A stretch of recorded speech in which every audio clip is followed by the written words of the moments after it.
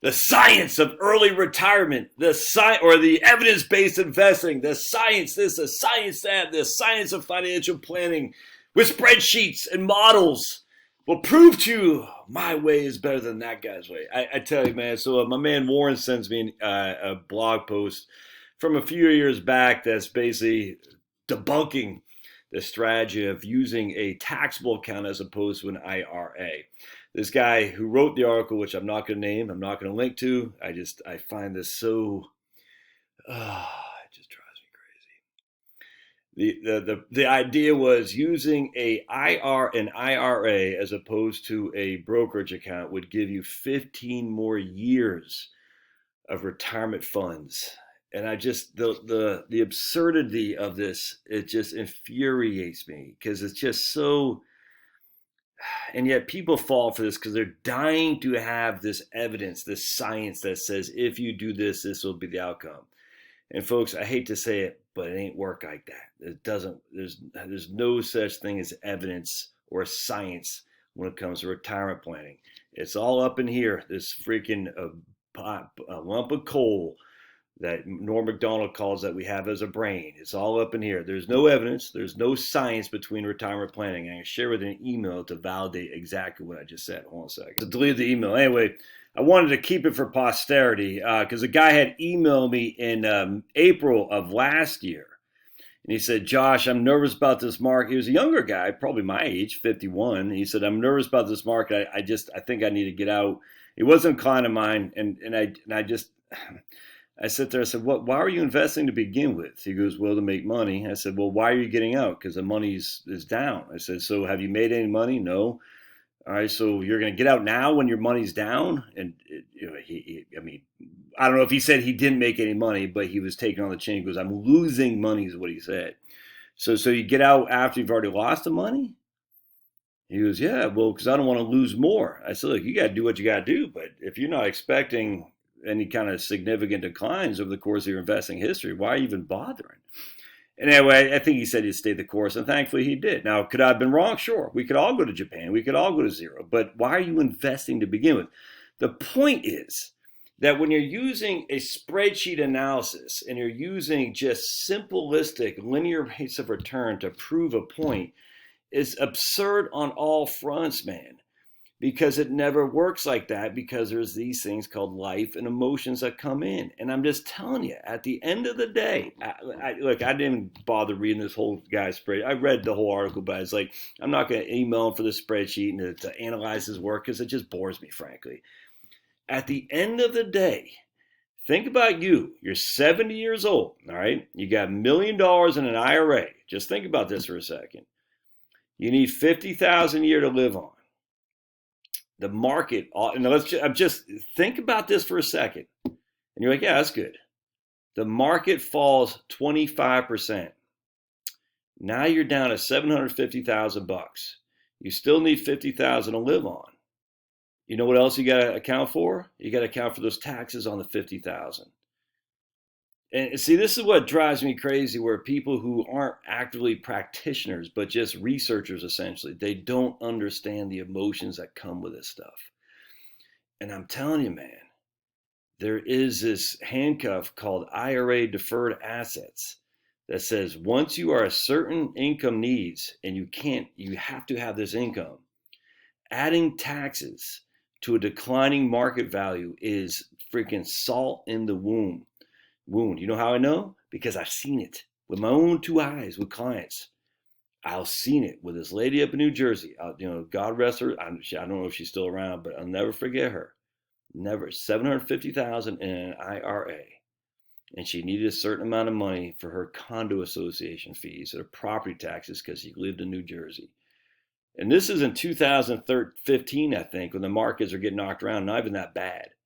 Market's down 15%. She needed the money. Well, she's going to get it from. She needed the cash. She had to sell her portfolio. She needed about $70,000. Now, she was in her, I think, late 70s. Fit as a fiddle, by the way. I'll never forget when I met her. I was like, damn, she was, I thought she was going to be some crusty old grandma. She's fit as a fiddle. Fantastic lady. But anyway, and I'm sitting there thinking, we have to pull this money out because you don't have enough other income. But she has to pay New Jersey income tax, and she had to pay social tax on that 75,000 she had to pull out because the market fell from $1 million to 750 or whatever it was. I can't remember exactly, but I remember now we're pulling 10% a year, and on top of that 10% a year, we got to pay tax on. She can't go back to work in some crappy old job as a 78-year-old single lady in a condo in New Jersey. Not that easy to offload your condo either, by the way, because that's a drawback about condos. They all look the same. So what that guy upstairs is from yours, the only thing different is he lives upstairs. Now he might have, granite and you got Corian or whatever it's called, but other than that, it's all the same. Condo fees don't go away, property taxes don't go away, income taxes don't go away. You need the money to pay for that stuff, man.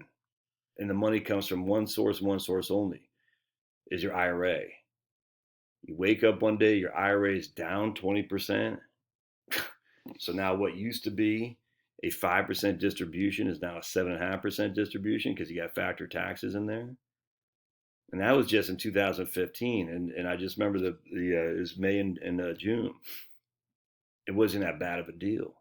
You fast forward to freaking 2020, February, March, and all you got is a freaking portfolio is down 35%. Well, still you got to pay tax on the remainder nonetheless. And you're going to tell me there's a science that says it's okay because my spreadsheet, my models work? Freaking crazy talk, man. This is the whole point why people spend less as they age. And this is what just infuriated. Hold on a sec. This is what just infuriated me about when Ty Bernicki wrote his article in the JFP, Journal for Financial Planning, in 2004, if memory serves. The Reality Retirement Plan. And freaking Jonathan Clements challenged him. But it was actually more than challenged him. He was rude to him. He said, well, maybe because people are spending less, Ty. I know that's your research, but maybe it's because they're running out of money. And Jonathan Clements was the staff, the main guy at the Wall Street Journal with a bunch of mad, financial planner extraordinaires who never met with a financial client ever, but they do the research and they do this modeling and they do the PhDs in financial planning, but they never met with a client. And so Jonathan Clements' first retort was, yeah, the reason they're spending less to run out of money. No evidence of that. It's just speculation, of course, because it came from Jonathan Clements. Everyone said, yeah, you're right, Jonathan. Turns out that was freaking wrong. The reason people spend less is because they're in protect mode. Protect mode. They're saying, look, I can get by without the things I needed when I had money coming in. If there's anything I want you to learn, my friends, is that when you have a fixed income, oh boy, it's a whole lot different in your spending patterns and habits than when you have an income coming in that's variable, i.e. because you have a job. When the income comes in because of your employment and you expect to make more and you expect it never to go away because you got a job, and by the way, you're not even seeing the taxes. Taxes are already withheld. You don't even see them, man. You don't see the FICA. You don't see the payroll tax or your income tax. Hell, most of us don't even see the freaking property tax because it's part of the escrow. And so what happens is you're just living on your net money without even knowing what else is going out the door because you're like, yeah, I was just listening to Dave Ramsey today. Guy says we're netting $4,500. Dave's like, what are you grossing? He goes, I don't know. Exactly right, you don't know because you have no idea what you're grossing. Why? Because all you care about is the bottom line, what you're spending.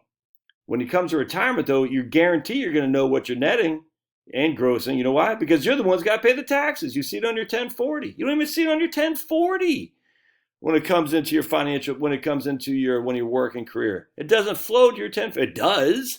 The only thing you care about is your 1040 is how much is due or how much a refund. You don't pay attention to the friggin' taxes paid. You just pay attention to taxes due or taxes refund. That's it. You got to get through your head. There's no science. There's no evidence based. It's all emotional. And the emotional win of not having a mortgage, the emotional win of not having debt, the emotional win of getting the taxes minimized in retirement allows you the ability to afford to be more frugal if the time gets, because you don't have to have this burden of taxes on you. You can spreadsheet this all day long. I don't care. The emotional problem of losing 25% of your portfolio and still having to pay tax is freaking devastating. Don't minimize that.